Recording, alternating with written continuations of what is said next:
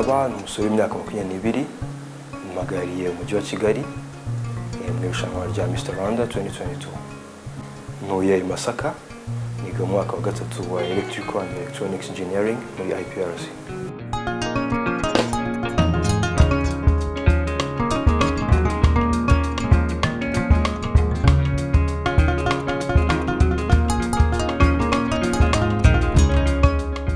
Mister Rwanda is offering a platform. I'm going to use that platform to carry out my projects. Yeah.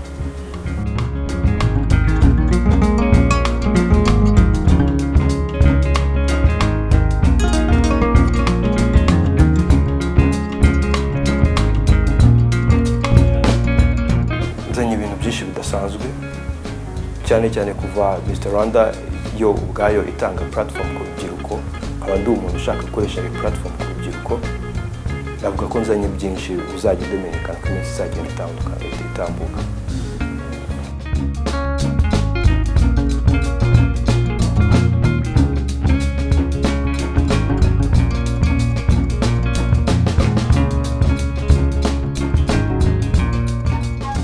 Mu nshuti abavandimwe hari abakwankuraja, birumvikana hari n'abatarumva neza uko irushanwa rimeze, kubwa biriya bintu birimo n'ibiki kucyo nagutse kugeza ubu ngubu, ariko nabwo ko biri ku rwego rwiza.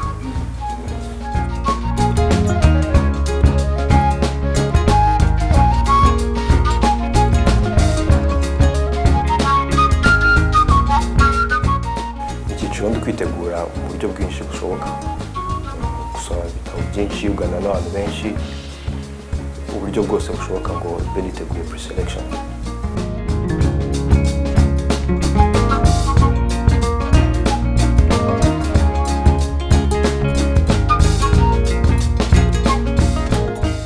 Icyo nasaba dukurikiye cyane umujyi wa Kigali ko niwe magari n'undi kurepresentinga, kuba ufite umujyi kuri uhagarariye cyangwa uhagarariye ikintu kidasanzwe. Nabwira abanyakigali muri rusange kudushyigikira irushanwa, arabwira n'abafana banjye ku giti cyanjye ko nazabatera.